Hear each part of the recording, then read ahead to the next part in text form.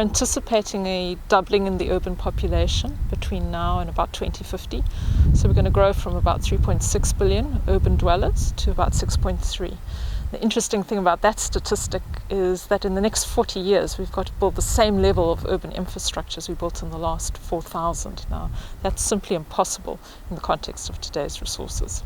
So what's the solution then to that? I mean, where do we go? Do we get rid of cities? Do we reduce cities? Do we build new ones? Do we build different ones? I think we've got to reconceptualize the city, and I think that's the interesting thing. I think the opportunity lies in the problem, because in the global south, which is where the bulk of the urban growth is going to be, we've got to build new infrastructure from scratch. So there's an opportunity there to go in low carbon, to go energy efficient, things that don't put great pressure on local ecosystems. But also in the global north, the infrastructure's old and has to be replaced. So we've got an opportunity there to do the same kind of thing. So I think our growth is also our greatest opportunity to do something different. We've got to conceptualize the city as the new form of urban development. I think cities can actually solve the world's problems in many ways, because they're also the center of consumption and production. So depending on the kind of urban lifestyle we create, we can control the globe's consumption and production patterns, which I think is a huge opportunity. Well, I think we've got to take all of that knowledge and bring it into the city. I think the big urban quandary is that we haven't really thought about how we bring these things into cities in a cohesive and integrated whole. In many ways, many of these sustainability debates have been conceptualized in out-of-city environments, which I think is quite interesting. If you look at the climate debate, the biodiversity debate, many of them are urban blind.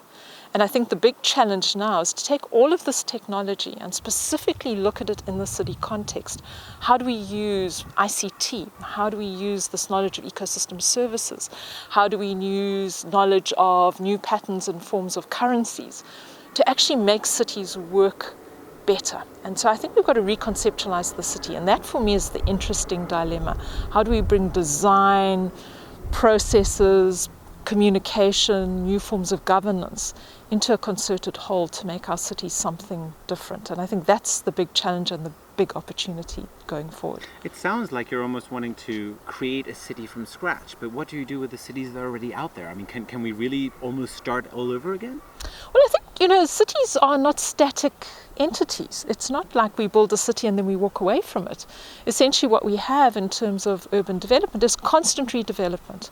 If you look, for example, in the most established cities in the global north, we've had waves of movement of people. So people lived in the center of cities, then the center of cities became run down, people moved out, we've regenerated the urban core, people moved back in again. So cities are constantly developing. So it's not a case of let's take all of our cities and knock them down and rebuild them, but through the dynamic nature of cities, we've got this opportunity now to do things differently as we redevelop brownfield sites, as we expand into greenfield sites, look at ways of incorporating green infrastructure into cities. And for cities in Africa particularly, this concept of ecological infrastructure is something that we're driving.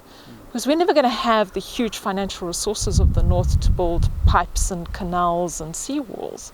So the question is, how do we use our twin strengths, our people and our ecosystems, to build cities in a different way? And that's what we're beginning to look at the local level. How do you use catchments to support your grey infrastructure to ensure improved water quality and quantity?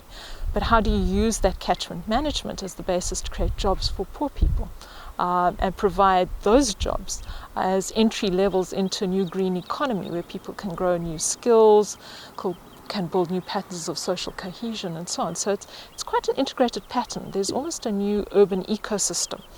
We like to think about it as an urban biome. So instead of just looking at it as a city, actually look at your city as a functional whole, as a living whole, where everything has a role and is linked to everything else, and really understanding those patterns and flows. Now, you mentioned obviously Africa, and you're obviously from South Africa. There's obviously a big divide and almost a debate between the global south and obviously the north. The north has been very, very developed, and the south, which is like, well, you know, it's nice to be given a sustainability agenda, but then we would like to develop as well. So how do we reconcile that kind of divide, and how do we obviously empower and enable Africa, which has every right to want to develop as quickly and also as efficiently to a certain extent as the north did? Yeah, and that's the challenge. And I think in many ways these solutions are local. I think very often the global south feels disempowered and not in control of its own future. I think the idea first is to give that voice to the global south and to understand that patterns of development in the south may be a little different to the patterns of the north. I think it's looking for those local solutions involving local people in trying to figure out what we want our cities to look like and what kind of role people might want to play in those. And so there will be different patterns of democracy, different forms of urban development. And I think that's really important. And we've never really had the opportunity to look to African answers. You know, if I look at the city that I currently work in, we're located in the middle of a global biodiversity hotspot. And yet up until about 20 years ago, the regulations framing the way we use nature in our cities came from the British playing field associations, which assigned the amount of open space based on sport field allocations, which had absolutely no relevance in Africa. So I think it's freeing ourselves from those perhaps northern expectations, looking at what works in our particular sets of circumstances and applying those, but getting support for the fact that we might take a slightly different path. And I think that's often the difficulty internationally, is that people assume that there's a recipe book, that there's a one-size-fits-all. And I think what we're learning in Africa is you've got to throw away the recipe book. It doesn't exist, and you've got to find your own particular recipe that makes sense. If there was one initiative, one project that you wanted to focus on going forward, what would that be? And what would be the concrete steps that you'd want to take, and as explicitly as possible, to actually see this initiative through? Can you take that through? Can you take us through that? For me, I think what is really exciting is we live in a global world of new, big and exciting ideas. So if we look at these ideas such as planetary boundaries, safe operating space, state changes, to me these are fundamental game changers in the way that we think about ourselves, the way we are in the world, the way we develop our cities. The big frustration for me as a city planner is none of these are locally rooted.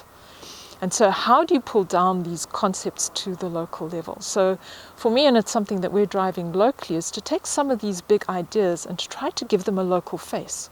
What does a planetary boundary look like in a previous township area in a South African city? What does that mean in terms of the form of houses that I provide, the type of infrastructure I provide, how much water I can put in the taps? What does that mean for the long-term sustainability of our city and the urban form we might want to cultivate? And so for me, that's something I think that needs to be followed through. We've got to take these game-changing ideas, which I think have shown us a new way of thinking about the world, but then contextualize those in local realities. And I think developing that methodology is really important. If we can give that face, if I can turn around to local decision makers and say, planetary boundaries translates into this, and this is what it looks like, and this is how people fit in, and this is how they achieve quality of life under these circumstances, I think that would be a game changer for cities, certainly in Africa and I think around the world. So today, can you actually go to like a local city councillor and say what a planetary boundary means for a city? No, but what we're doing is forming various research alliances with some very brave scientists, because one acknowledges that this is where science goes into the grey area.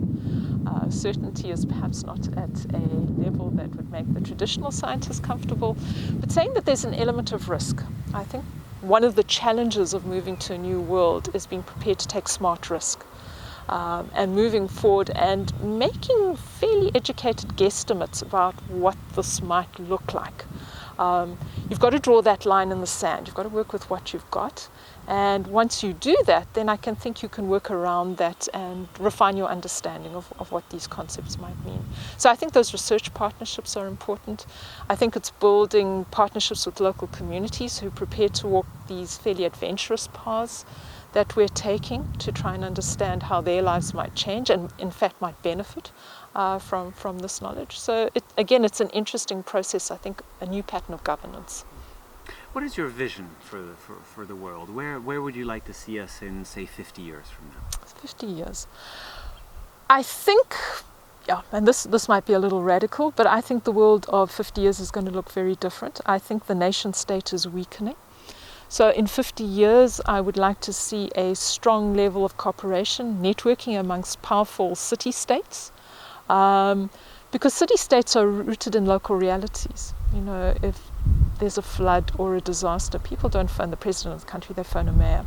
It allows you to rebuild communities. So my vision 50 years from now, the world ruled by a strong network of city-states who are connected by smart technologies. So the best practice that I might develop in my part of the world is instantaneously shared with someone else. They don't need to reinvent the wheel. And I think that's important. So I think it's a sense of urban community, because by then, if we look at 50 years from now, the majority of us are going to be urban, even in continents like Africa, which are deeply rural at this particular point in time. So it'll be a strong network of city-states, strongly connected, sharing information, sharing resources, planned around their natural environment. And I think this brings us to a new time of regional planning, which will be important. So the city-states will plan with their regions, protecting catchments, using that to create green jobs, probably have a whole range of new local currencies to support local communities. So I think it's a potentially very, very different world. That would be my vision.